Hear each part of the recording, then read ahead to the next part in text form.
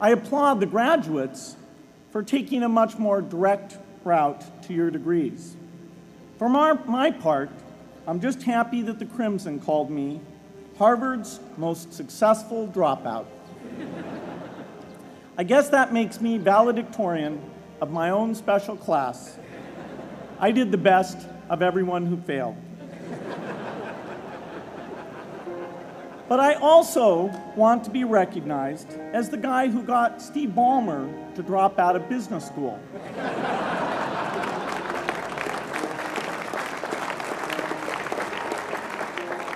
I'm a bad influence. That's why I was invited to speak at your graduation. If I'd spoken at your orientation, fewer of you might be here today.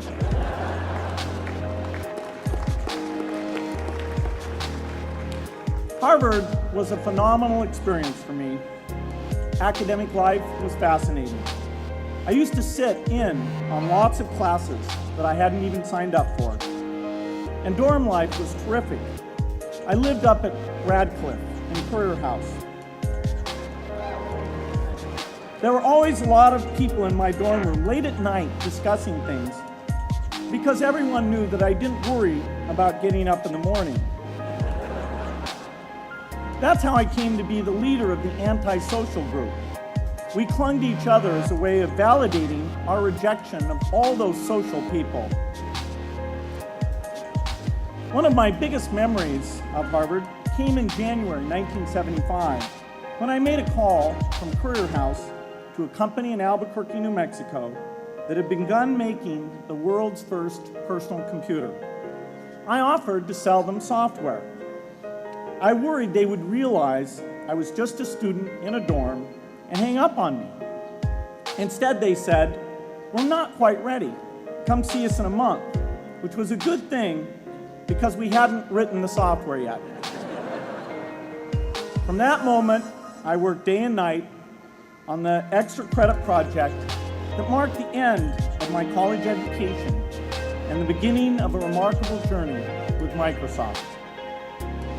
What I remember above all about Harvard was being in the midst of so much energy and intelligence. It could be exhilarating, intimidating, sometimes even discouraging, but always challenging. It was an amazing privilege, and though I left early, I was transformed by my years at Harvard, the friendships I made, and the ideas I worked on. But taking a serious look back, I do have one big regret. I left Harvard with no real awareness of the awful inequities in the world, the appalling disparities of health and wealth and opportunity that condemn millions of people to lives of despair. I learned a lot here at Harvard about new ideas in economics and politics. I got great exposure to the advances being made in the sciences.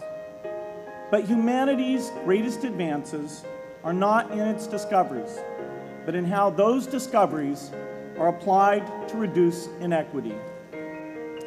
But if you want to inspire people to participate, you have to show more than numbers.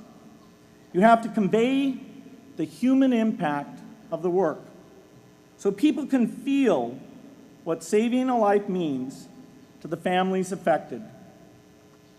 I remember going to the World Economic Forum some years back and sitting on a global health panel that was discussing ways to save millions of lives. Millions! Think of the thrill if you could save just one person's life, then multiply that by millions. Yet, this was the most boring panel I've ever been on. Ever. So boring, even I couldn't stand it. What made that experience especially striking was that I had just come from an event where we were introducing version 13 of some piece of software, and we had people jumping and shouting with excitement. I love getting people excited about software, but why can't we generate even more excitement for saving lives? You can't get people excited unless you can help them see and feel the impact.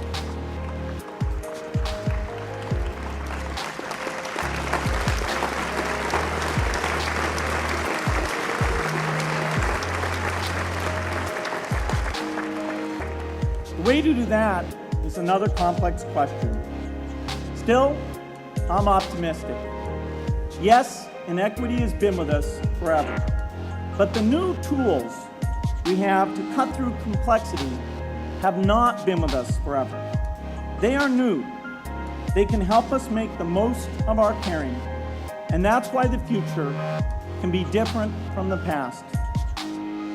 The defining and ongoing innovations of this age, biotechnology, the personal computer, and the internet give us a chance we've never had before to end extreme poverty and end death from preventable disease. 60 years ago, George Marshall came to this commencement, and he announced a plan to assist the nations of post-war Europe. He said, I quote, "I think one difficulty is that the problem is one of such enormous complexity that the very mass of facts presented to the public by press and radio make it exceedingly difficult for the man in the street to reach a clear appraisement of the situation. It is virtually impossible at this distance to grasp at all the real significance of the situation." 30 years after Marshall made his address, which was 30 years ago, as my class graduated without me, technology was emerging that would make the world smaller, more open, more visible, less distant. The emergence of low-cost personal computers gave rise to a powerful network that has transformed opportunities for learning and communicating. The magical thing about this network is not just that it collapses distance and makes everyone your neighbor. It also dramatically increases the number of brilliant minds we can bring in to work together on the same problem. And it scales up the rate of potential innovation to a staggering degree. At the same time, for every person who has access to this technology, 5 people don't. That means many creative minds are left out of this discussion. Smart people with practical intelligence and relevant experience who don't have the technology to hone their talents or contribute their ideas to the world. We need as many people as possible to gain access to this technology, because these advances are triggering a revolution in what human beings can do for one another. They are making it possible, not just for national governments, but for universities, corporations, small organizations, and even individuals to see problems, see approaches, and measure the impact of their efforts to address the hunger, poverty, and desperation George Marshall spoke of 60 years ago. Members of the Harvard family, here in the yard is one of the great collections of intellectual talent in the world. For what purpose? There is no question that the faculty, the alumni, the students, and the benefactors of Harvard have used their power to improve the lives of people here and around the world. But can we do more? Can Harvard dedicate its intellect to improving the lives of people who will never even hear its name? Let me make a request of the deans and the professors, the intellectual leaders here at Harvard. As you hire new faculty, award tenure, review curriculum, and determine degree requirements, please ask yourself, should our best minds be more dedicated to solving our biggest problems? Should Harvard encourage its faculty to take on the world's worst inequities.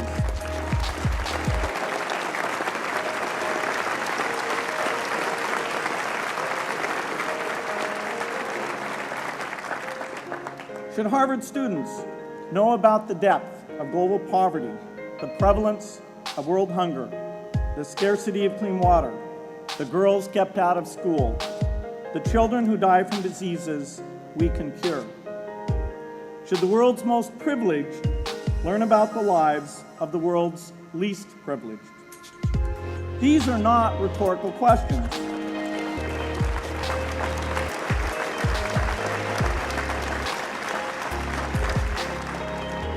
You will answer with your policies.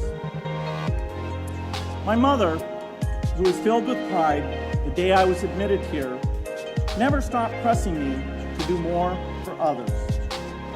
A few days before I was married, she hosted a bridal event at which she read aloud a letter about marriage that she had written to Melinda. My mother was very ill with cancer at the time, but she saw one more opportunity to deliver her message. And at the close of the letter, she said, "From those to whom much is given, much is expected."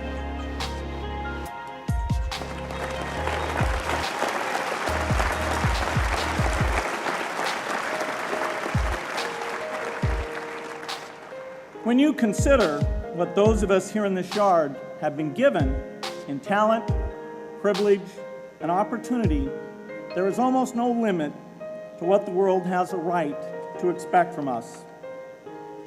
In line with the promise of this age, I want to exhort each of the graduates here to take on an issue, a complex problem, a deep inequity, and become a specialist on it. If you make it the focus of your career, that would be phenomenal. But you don't have to do that to make an impact. For a few hours every week, you can use the growing power of the internet to get informed, find others with the same interests, see the barriers, and find ways to cut through them. Don't let complexity stop you. Be activists. Take on big inequities. I feel sure it will be one of the great experiences of your lives. You graduates are coming of age in an amazing time. As you leave Harvard, you have technology that members of my class never had. You have awareness of global inequity, which we did not have. And with that awareness, you likely also have an informed conscience that will torment you if you abandon these people whose lives you could change with modest effort. You have more than we had. You must start sooner and carry on longer. And I hope you will come back here to Harvard 30 years from now and reflect on what you have done with your talent and your energy. I hope you will judge yourselves not on your professional accomplishments alone, but also on how well you have addressed the world's deepest inequities, on how well you treated people a world away who have nothing in common with you but their humanity. Good luck.